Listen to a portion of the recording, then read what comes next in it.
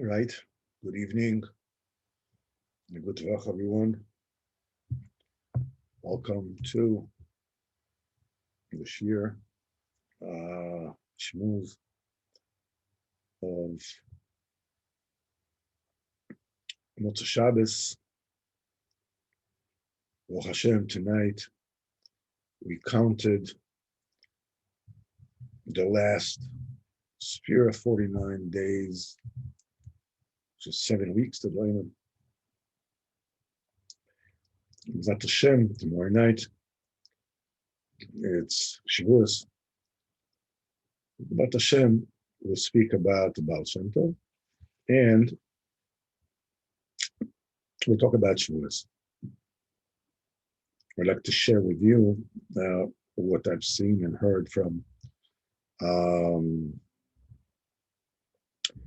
David Gvirtzman. Was a very brilliant rabbi over here in Ramad B'Shem Gimel, and has a wonderful insight into Shavuos, which I think can be and will be very helpful. So, without further ado, right? So, it's an Inyan, it's Gula, to say stories of the Baal Shem HaKadosh and Motzei Shabbos. So here you go. Rabbeinu Nachman, we start with it is said about the Motzei of Chernobyl. Now, the Motzei of Chernobyl was one of the great tzaddikim, what they called, of the third generation. He was the son of Nochem of Chernobyl. He had a lot of chassidim, and many, many towns have appointed him to be a Nagid Misharim. And some of his Talmidim was Rabbi Yisrael Dov from Volodnik. And it's a big segula. They say that to go to his kever is like 8 hours from Ulan. He promised anybody who will come to his kever, so literally like touch the door handle of his kever, is so he will get whatever it is that he's looking for. And I've Avram Dofim Average, and his brother-in-law, it's Rabbi Yisrael of Ruzhin, called one of his sons, who was later on the Mordechai Feibush from Siatim, Shem Mordechai, while still in the life, while Rabbi Chernobyl was alive. This is unlike the Ashkenazi Messiah that you don't call name to children after people that are still alive. So when he was asked about it, he says, our uncle of Chernobyl, already a few years above this world. It's like he is not in this world at all, as it were. The Motzei of Chernobyl was the son of Nochem of Chernobyl, who was the Talmud of the Magid of Mizvich. And the Nochem of Chernobyl was a great chassid of Rabbeinu Nachman.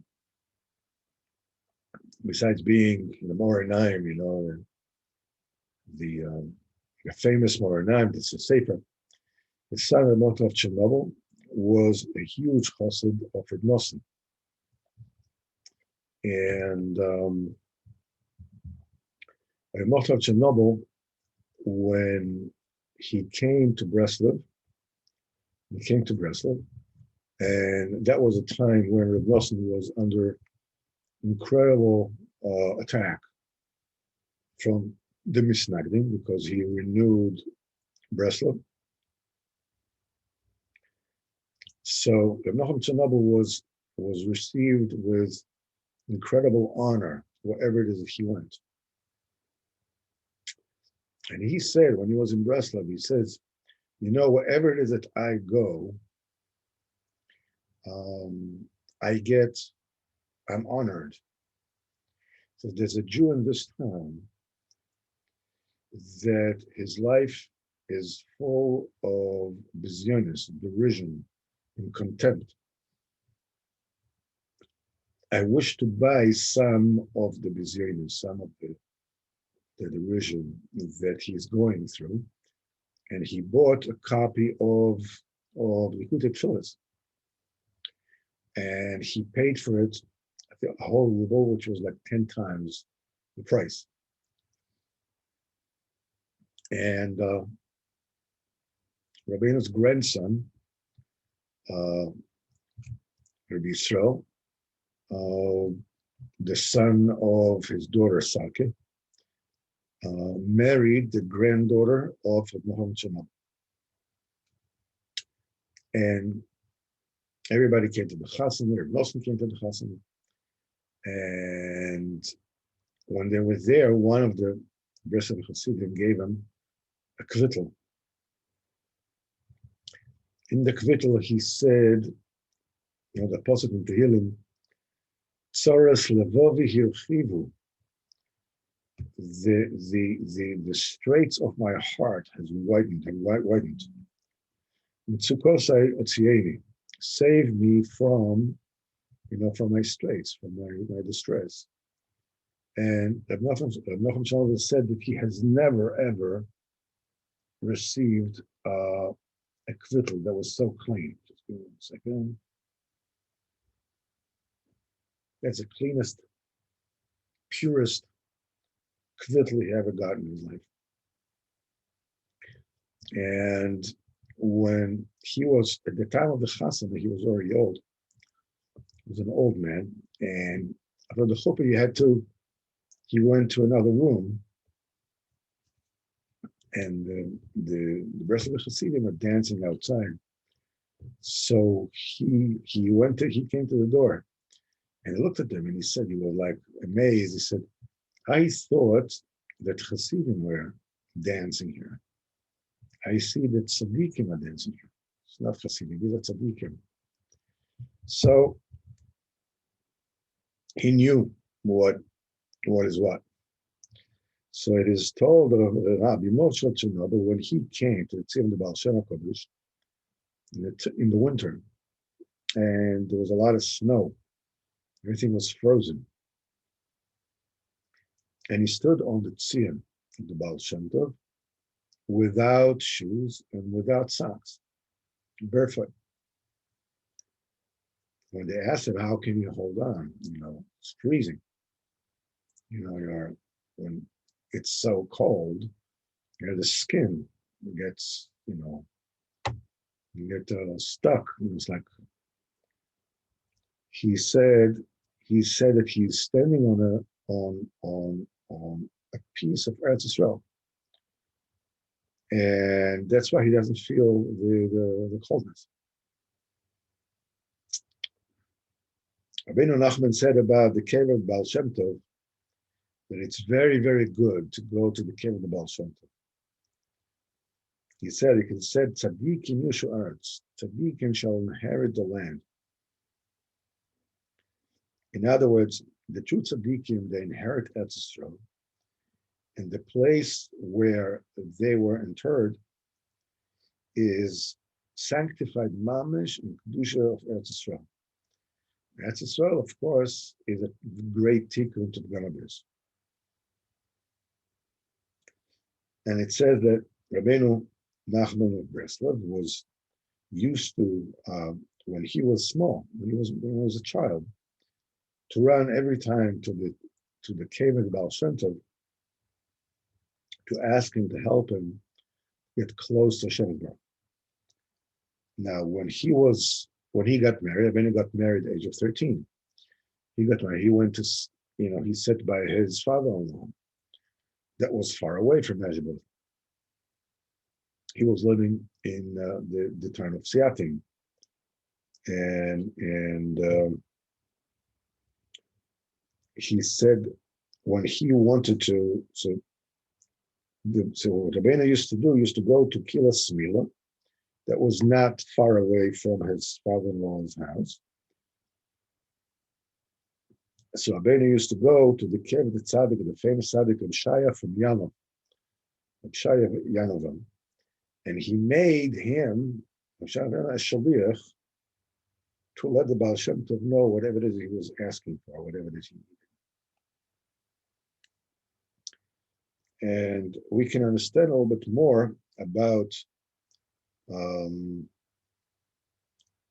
what the March Noble did when he stood barefoot. The Halige Apterov, the Ohev Yisrael from Apter, when he came to the holy tziyun of the Baal Shem Tov, he read the pasuk Shalna Lechem Al Agrecha, take your shoes off your feet, because the place where you are standing on Admas Kodesh, this is Admas Kodesh. It's a sacred land. Not the Shem, Sichos Aleinu, Kol Yisrael, especially now when we have this incredible amount of judgments on us. So Hashem should help us with that,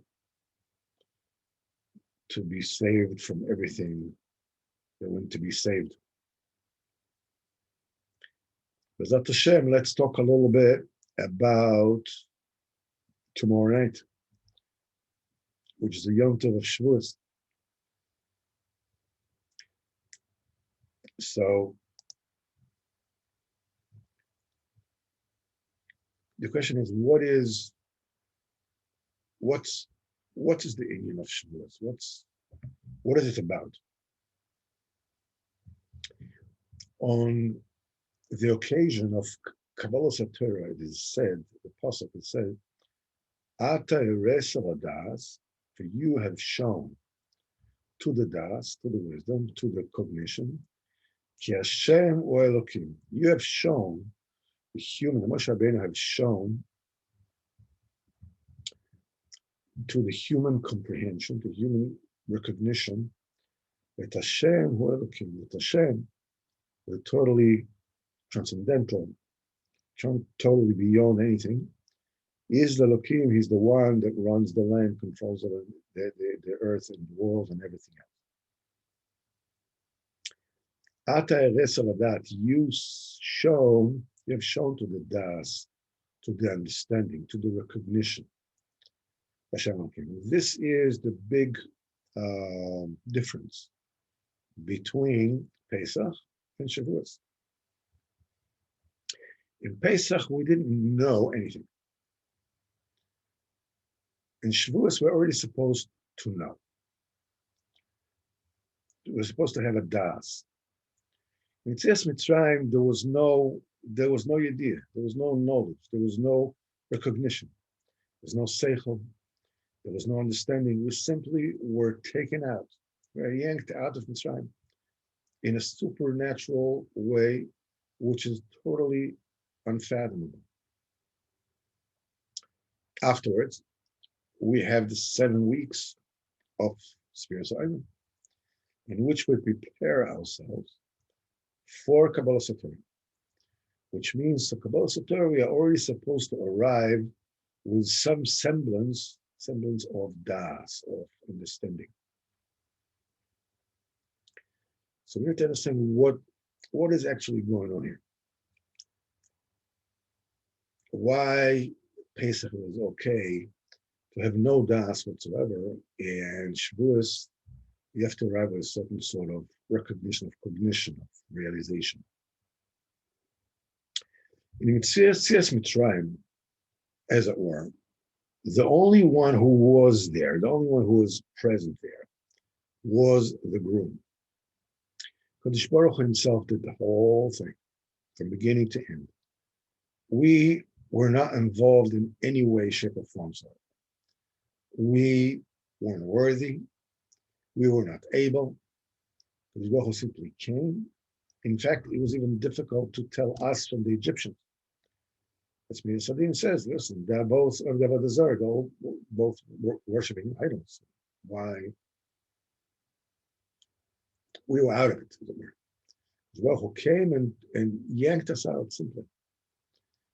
And while doing that, the Kadosh Baruch Hu totally demolished the foundation of the world in the most amazing and fantastic way.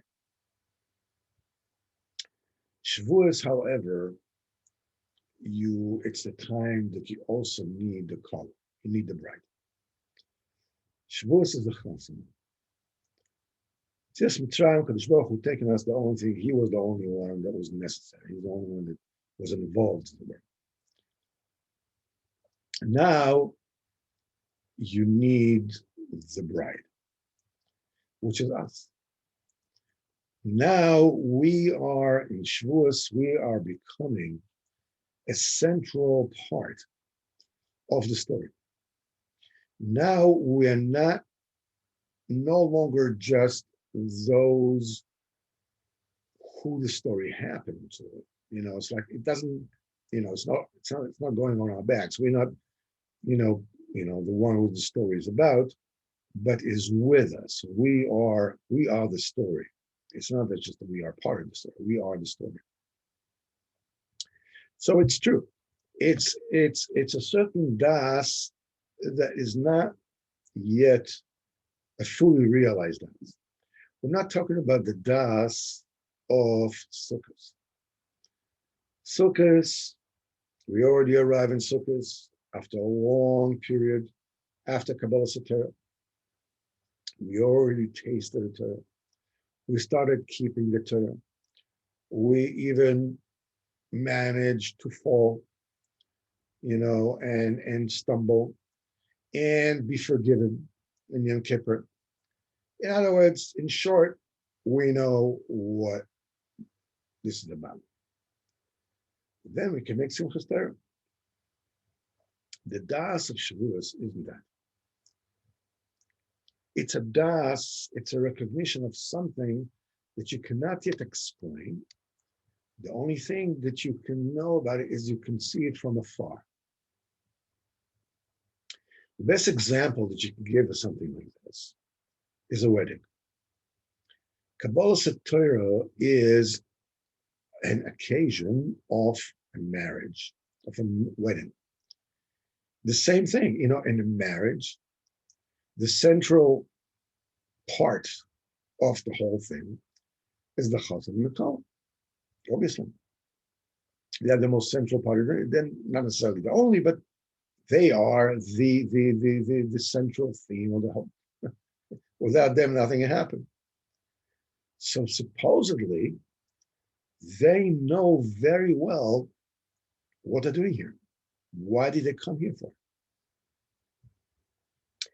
At the same time, it's obvious they will be very naive to think that they really know what marriage is, what a chassan is. They know what they're coming to, what they're advancing to. But everybody who has a shtickle seichel will understand there's something a lot bigger and a lot higher and a lot more radical and revolutionary is happening here.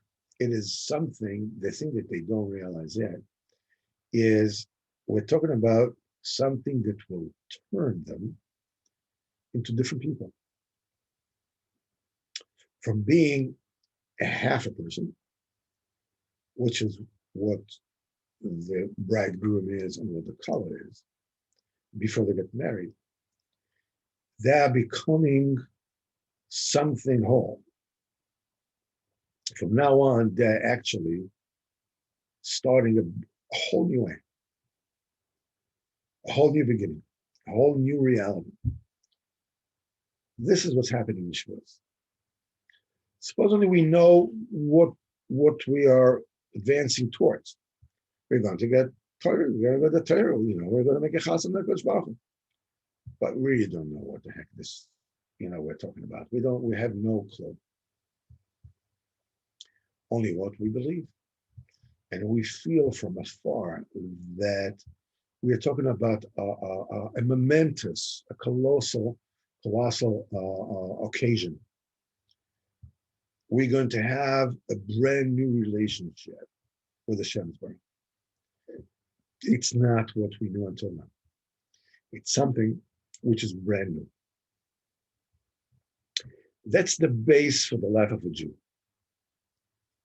The life of a Jew is based on longing and waiting.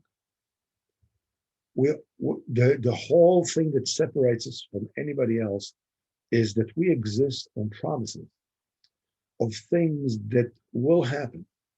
Mashiach is going to come. Tchias HaMesim is going to come. Olam Haba is going to come. These are all things that are promises. We don't see anything in our hands, as it were. That's the thing that typifies a Jew. Also, on a personal level, anybody who is looking for a meaning for life and starts to find out a little bit about the pnimius, what Yiddishkeit is really about, and how you actually advance in Yiddishkeit, he knows that the most important element is searching. The more you search, the more you find. The more you find, the more you search. That knowledge that I'm still not there is the legs of every single Jew. That's what every single Jew is standing on. That's our base. I'm not yet there. The biggest miracle that can happen to a person is the minute when he realizes that his life, the way they are, and his Yiddishkeit, my Yiddishkeit, the way I am, it's still not it. There's another level which is truer, that is waiting for me as I go along. And of course, the opposite is also true. The biggest disaster is when a person decides, that's it. That's what there is. The moment that he stops looking for more.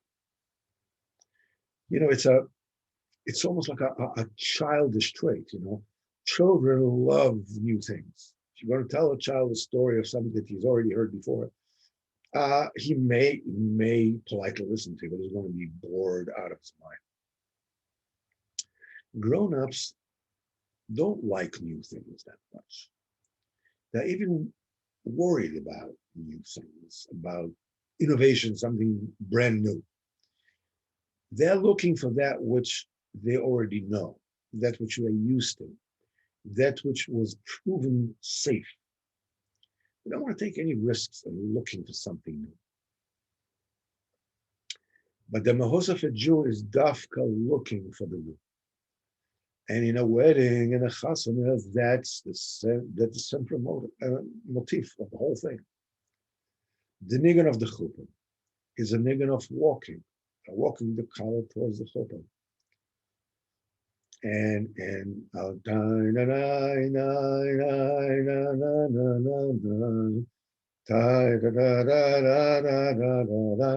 this is when they're walking. It's a walking nigun. Dafka walking. You're walking towards something which is extremely exalted. It's totally unknown. The Kal and the Chassan, they don't know anything about it. It's a walk of someone that knows that he didn't even start and open the real story. Interestingly enough, the thing that we read during Shavuos is Megillas Rules, right? This is what it's about. Megillas Rules is about searching, about exploring the unknown. In fact, it's about exploring the unrealistic. Naomi says to Ruth and her sister, I mean, why stick with me? Even if I got married to someone tonight, and I would give birth to someone tonight, because you have to be you're going to wait for them until they grow up. It's a hopeless quest, as it were. So it's unrealistic. It is based on stubborn adherence, almost unreasonable. And dafka that is the thing that brings Mashiach along. Rus is the mother of Mashiach. Every single one is advancing during his lifetime. We all add to our library more years, more knowledges, things that we have acquired in this life. Everybody would gladly upgrade himself. Gashmis, Ruchnis. But all that has nothing to do with the chasana. When a chasana happens, something totally different happens. The color, the bride doesn't become more mature or wiser after the chasana. She becomes something totally different. There isn't anything here that you can put your finger on, and that actually is changing in the chasana. The color stays the same size. She looks the same. She has the same, character traits, the same talents. She continues to do the things that she was doing until that day, cook and bake and, I don't know, and clean or whatever. She can also remain with the same place of work, have the same career. But she's really going through the most profound, the most meaningful change this world has to offer. What's happening in the chasana is that everything that she had, all the things that she had, all the things that she knew how to do, whatever it is that she was busy with, everything comes in with her into this new world and get a brand new definition. Not because she becomes better or anything else, but simply because she herself was redefined. She became married. Mimela, everything that she had goes together with her into the world of marriage. Everyone has his life. Everyone has his Yom Chol. Everyone has his Shabbos and his Tefillah, his blood Gemara, and so forth. He already knows them by heart. He can expect, ahead of time exactly what's going to happen today, how it's going to look. You could daven, let Shem, today should be more successful, whatever. But it's not anything revolutionary. It's not anything dramatic. Everybody knows himself, is not living in demionis and something will fall out of the sky. Even when we're talking about changing, we're talking about the change that comes from within. It's becoming higher, becoming bigger, maybe having more children, a more successful job, or more covered, but not more really. All this is taking place until Shavuos. Shavuos, we become the bride. We become a couple. And becoming a couple means that you are entering a brand new definition. The very same way that the bride understands. There's no meaning, there's no enough kamina to anything that was until that day. Today is the beginning of something brand new. From today, there's the chosin. All her life belonged to the chosin and to the new home that they are building together. The same thing applies to us. We are getting into a new home. We're entering the home of the chosin. Everything over there is brand new. Everything is unknown. It was the same thing by Rus. She had the life that she knew. She was the daughter of the king of Moab. She had a history that wasn't that, wasn't short. She was there, she got married, her husband died. She had quite she had quite an experience.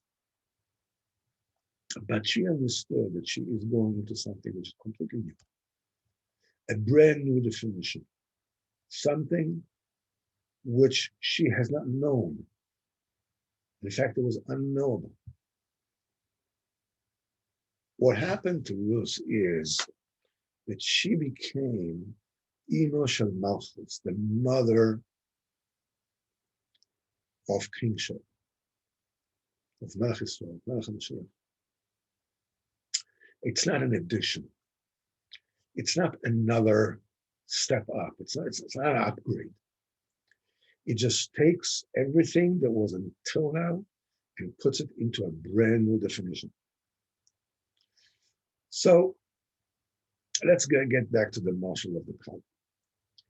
Before she found the chassan. So she asks, what kind of chassan would you like? Well, I want to learn. I'm looking for somebody who's in business. I want it to be tall. I want it to have blonde hair, black hair, with a beard, without a beard. Anything she can imagine is very limited.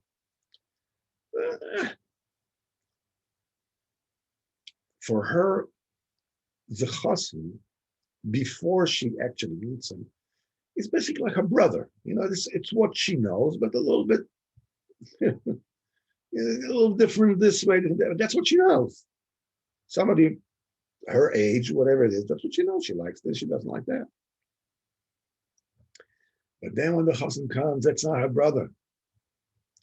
It's something completely different. So true. To daven for a chassan, she has to daven, according to her set of perceptions, whatever it is she can perceive.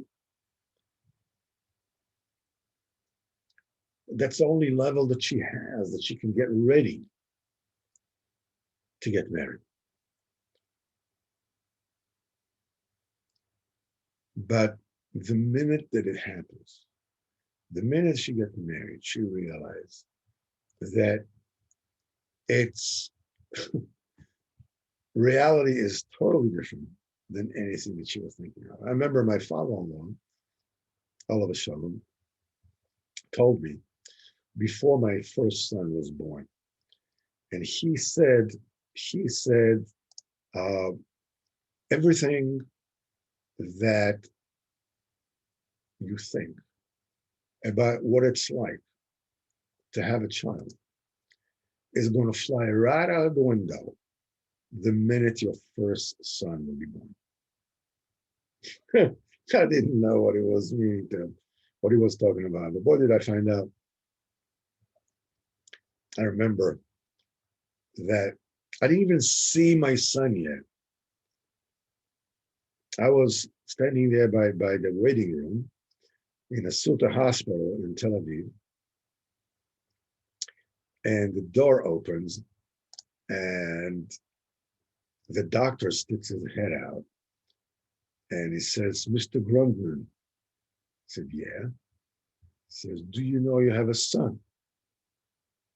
I actually told him, no. Do I? He says, yes, you do. So I turned to the wall and I punched the wall. I was totally freaked out. What the heck was going on? I became a father. It's a brand new reality that I've never known. The same thing is with us. Because Baruch is telling us, you're looking at your life. You're looking at your Yiddishkeit, the way you know them, and you draw conclusions. What is possible, what isn't possible. But it's only because you are thinking in terms of a brother, your own brother, that which you know. That's good for a beginning. So you'll have what to daven for. You have a starting point, as it were. But when you'll get to the chasana, you'll discover something new. It's a new home. There's new things, new life. We live out of the point of view that really there's nothing really to be renewed in our life. If we were far, people could, we could discover that there's Shabbos, there's Tefillin, there's Kashrus, few other mitzvahs. And Baruch Hashem, we're not that stage. We already know all that. So what's left to discover? This is why we approach every sefer that we find. We approach every shiur that we find, except we approach the entire Yiddishkeit with a smushed face, dry, something, that signifies a moment of, no. You have something that mechadesh, you have something new to say. Maybe you have a nice word or something. No. Now, this picture is totally true. It's totally reality. But from the point of view of an unmarried man, a bachar that lives a life which, with reduced calories, a shriveled world of definitions in which he's absolutely positive there's nothing beyond that. Everybody knows that to be married is something else. It's not a few more points, it's no new understandings, but it's a totally different system. Because the marriage is not about what you bring to the table, but what is going to happen. For you, it's a brand new beginning from all of this. We are about to receive the Torah. Supposedly the Torah, we're talking about something that is meant for tzaddikim, for people that have high madrigas. But when you take a look at it, interestingly enough, the Torah did not come in until 2,000 years after the world was created. During that 2,000 years, there were a lot of tzaddikim in the world. Mesushala, Noach, Shem va'Eber, the Avos HaKadoshim. Even Moshe Rabbeinu was already a tzaddik and got tremendous madrigas of nevuah before Matan Torah. So the truth is that they did not need Kabbalah Torah. They were already fused with the core of what Torah is by themselves. Kabbalah Torah is for us, dafka for us, for the simple people, for the low people. The Torah has arrived to the world in order to make it possible, first time in history, for anybody in the world to have a direct connection to HaKadosh Baruch Hu. Not only with the tzaddikim, not only the neviim. And not only that, but with every single point in life, you have mitzvahs that have to do with the land, with inanimate. You have mitzvahs that have to do with animals. You have the mitzvahs that have to do with, with plants. You have the mitzvahs that have to do with people. Every single aspect of life, you can communicate with the Torah. You can communicate directly with HaKadosh Baruch Hu. As Rabbi Yosef said in the Sichos Pesachim, Ilav Hayoma Kama Yosef Yikabeshukah. If not for that day, Shavuos, how many Yosef are already in the market? In other words, me, I'm just Yosef, from the market, with the Yankee cap. Because I'm not like our holy fathers that were adhered to HaKadosh Baruch Hu by themselves. It's only because Kabbalah Torah I can be Rav Yosef.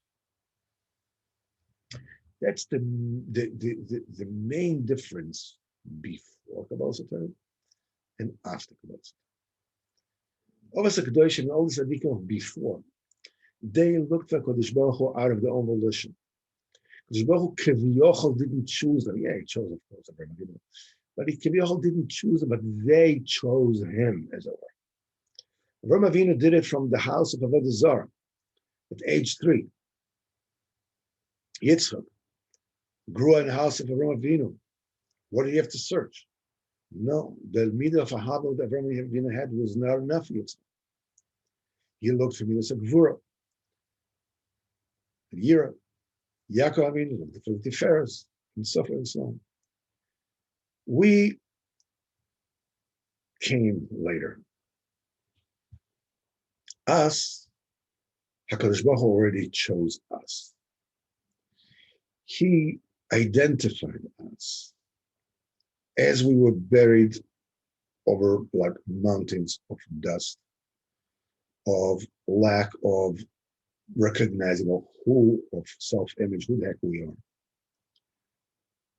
None of us can actually say that he went and looked for and was searching. We were found. We were walking around, who knows where. Kadosh Baruch Hu took us, and he's taking us and he's turning us into a couple, into a bride. The only thing a couple needs to do in order to become a wife is to agree. She doesn't have to do anything, only to agree to go under the chuppah. And in one fell swoop, she belongs to everything that her chassan. Until now, you lived your regular life. You built your dreams, you built your plans according to what you know. Here comes something from the outside with totally different definitions. You're invited to be included in a world and in definitions of that somebody from the outside, which is the Kadosh Baruch Hu. It's not an addition. It's not an upgrade. It's a marriage. Klulos is the Hebrew word for marriage. It comes from the Hebrew word of kolol, to be included. Everything is included in one. You're going to be included, totally included in a Kadosh Baruch Hu. You're going to wake up in the morning. You're going to open the same tris. You're going to see the same world, but it's a different house. Because Baruch Hu doesn't expect you to do things differently or new madregas that are going to impress him. He's only asking you for one thing. Move from your house into my house. And that already includes everything. As long as a person remains in the old definitions, you can have changes, ups and downs, and you can wake up in the morning full with gusto, go from home to shul. There's a lot of, and from the walking to shul, there are already a lot of things that will cool you off and get you into reality. To the will ground you in reality. The reality that says there's nothing. You just I got excited for nothing. The only thing that really give a person his base, his stability, that can be touched, that cannot be shaken, is that inside point where he has touched and became connected to God's world. It's not a set of rules that he read somewhere, or that he read, or an opinion that he has adopted because it's considered to be politically correct or very wise or whatever. It's your own point, your own inner point that comes from the fact that you are married to Kodesh Baruch Hu. Person is standing in Erev Shavuos, we're standing there, we really want to get excited, we want to get like, wow. But in our own hearts of hearts, we know that everything is beautiful, but the day after is going to be, I'm going to return to my own life the way it was. I have 2 Yom Tov, here we have 1 Yom Tov. I don't know exactly how this day is going to look, and I already have plans when I'm going to do. I'm going to close this one. I'm going to do this. I'm going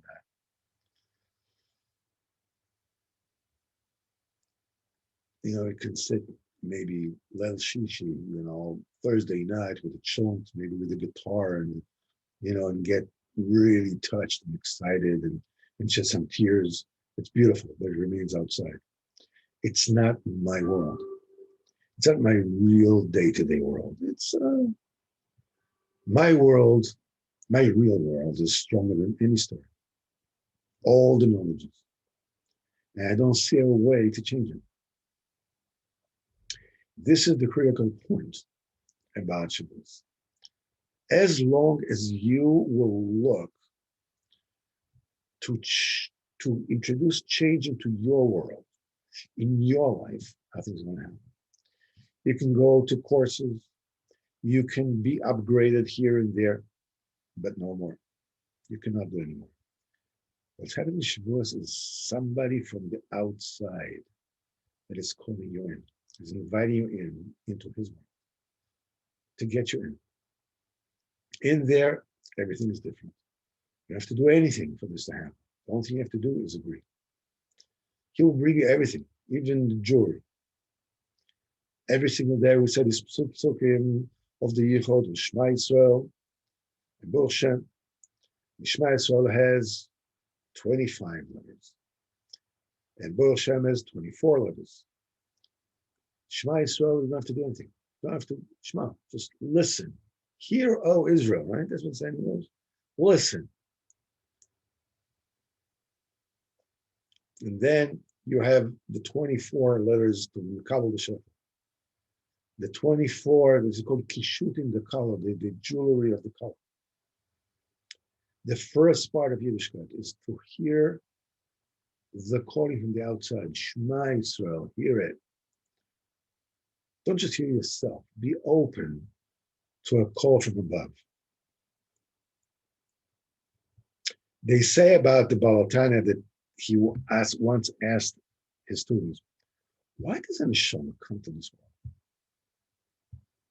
It's a surprising question. The mountains of explanations about what it is in Pshat, in Musar, in Kabbalah.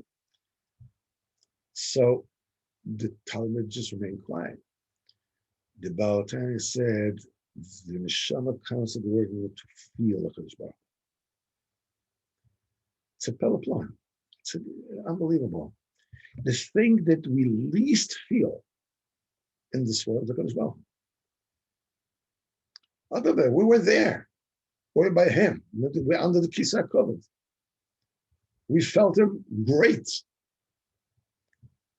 But here, what do we feel here? Feel tightness, midas, vices, tiredness. We don't feel HaKadosh Baruch Hu. The answer is that over there, under the Kisah covered, you see HaKadosh Baruch Hu. Ein be'ein, eyeball to eyeball, but you don't feel it. There's only one sense that can feel HaKadosh Baruch Hu. A person has 5 senses, but there's also a 6th sense that is falling. But it's also there is, 6th sense is like, intuition. And then there's the 7th sense. The 7th sense is the sense of Emunah. It's the only sense with which you can feel HaKadosh Baruch Hu. That sense does not exist anywhere except in this world. In the upper worlds, there's no Emunah. They don't need Emunah, they see. Only here. There's a gewaltige Wort. But this Wort is Kiviyachol. It clashes with reality. It's a wonderful, wow, great. But the reality is you don't feel like HaKadosh Baruch Hu in this world. The only thing you feel is just the disappointments, the Yesahara, the Taivas. Here you feel food, here you feel money. You don't feel like HaKadosh Baruch Hu. We can understand it with another saying about time. He asks his Talmud, what is a Kadosh Baruch Hu? What is neshama and what is emunah? Satan says, I don't know. He thought that the Baal means some kind of definition from its time or very deep idea. Baal told him everything that is here is a Kadosh Baruch Hu. And anything that allows you to feel it is a emunah. And whoever is experiencing that feeling is the neshama. So simple and so profound. You can say unbelievable lectures, write articles, tremendous explanations. But the simplicity is above everything. We have to get to the nista, to the nigla. See what's in front of your eyes. See your reality.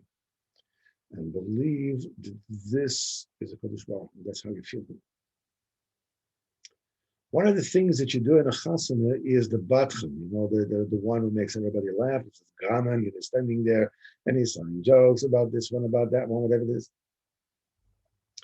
At the end, there's a mitzvah dance, and then the batchem standing, the joker standing and trying to get the people to laugh and to cry. And very passionately he describes the grandmothers and the grandfathers and the parents and everybody around. The question is, what's this for? Everybody knows who the father of the collar is. Heck, he invited him. We know who these families are. You're not kind of a stranger. So why do we need all this show? The rhymes and the jokes. Chasana is an unbelievable moment. It's so exalted, it's so great. The dafka, these great moments are usually wasted on nonsense. Zatika things, small things. There's the pictures. There's the tip to the waiters. There's the tzedakah to the beggars. All kinds of technical things that require your attention. And they sort of like sway you away from what actually is happening. You have to bring a joker, a comedian, to focus the chassan and the kala and all the people there to what is actually happening. This is what's happening in my life. There's so many great moments, but it's very difficult to concentrate and catch them. That's why we have the big batchem, the big comedian, David HaMelech.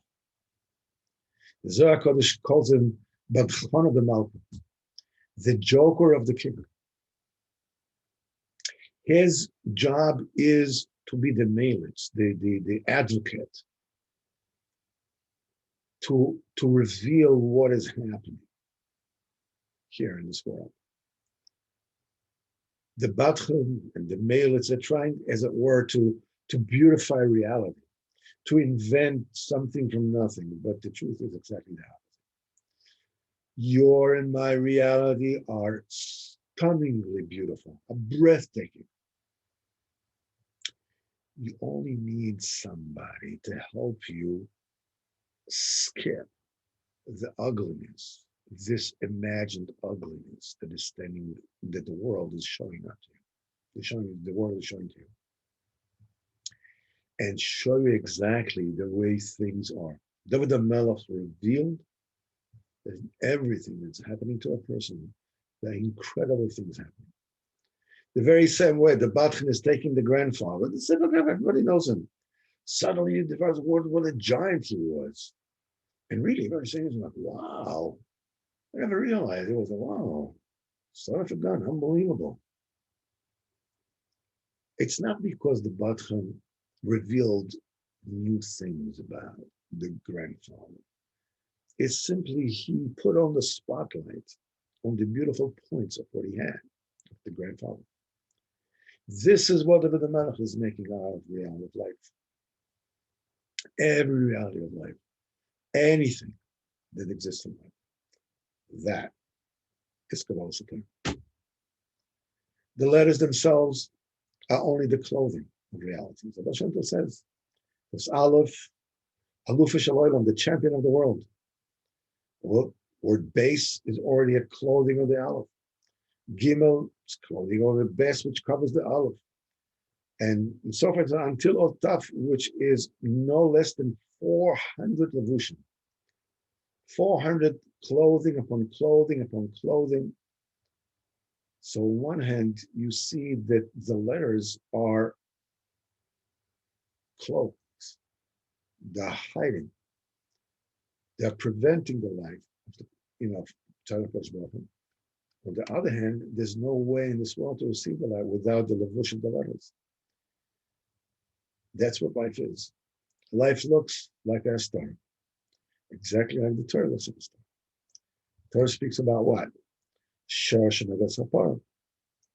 the ox that has gored a cow. You're asking yourself, what? Just a second, whoa, time out. I came here to see HaKadosh Baruch. I didn't come here to see an ox and a cow. So your own life, you want to meet HaKadosh Baruch. You want to feel him. And what happens? You feel a world. You meet people. You feel urges. You feel, nisyonis. You meet nisyonis. But the truth is, these are not two opposites. That's the people that you meet, the experiences that you go through. That's the only keli to discover it. Kabbalah Satara, the big tzaddikim that could live with the Kodesh Baruch Hu Mamish without any covering. These tzaddikim could grab onto one letter and get with it to unbelievable dveikus. It's about Baal Shem Tov. And they say the Torah Niflo, the Kutim Haran, Sanchei, that you can start saying, when you're davening properly, when this first letter of the first word you're saying, if you're saying properly, it grabs you, it hugs you, it begs you, don't leave me. Unbelievable. But that we can't do that. This is way beyond us. We need Kalim, which is the levushim of the Torah, of life.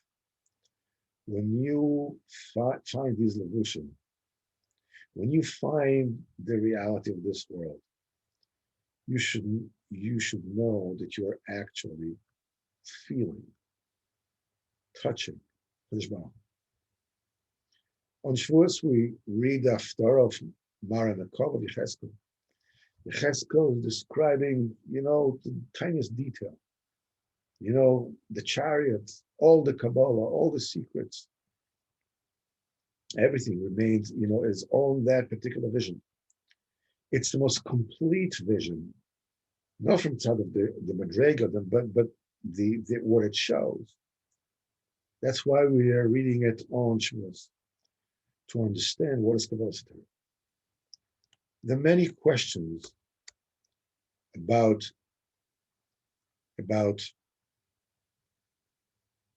what Kabbalah Satara is.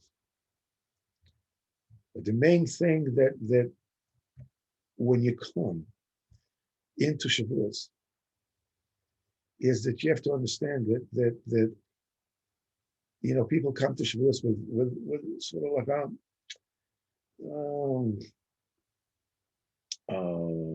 unsure kind of approach.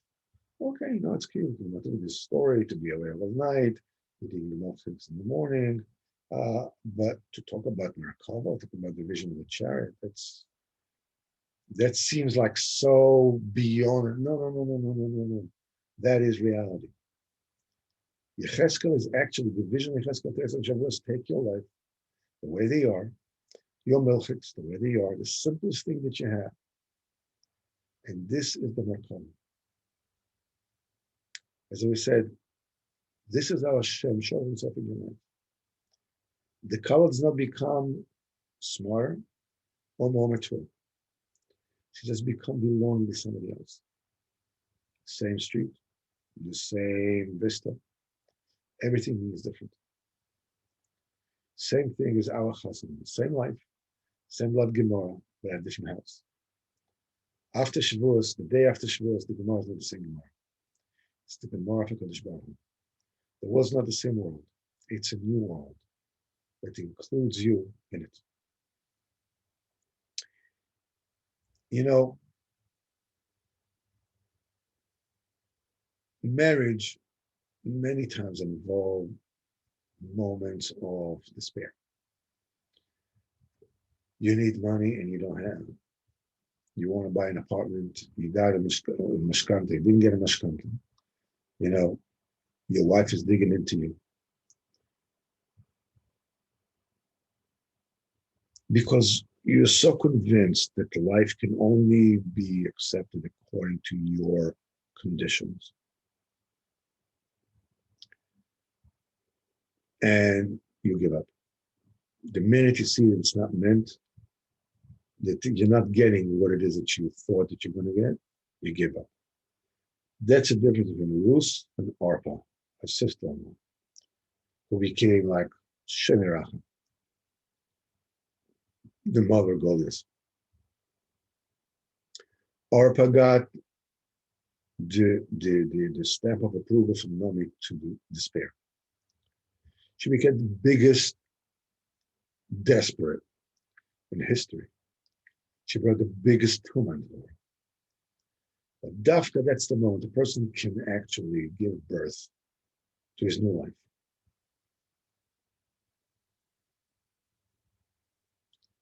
Realizing that your life has nothing to do with what you thought they were going to be.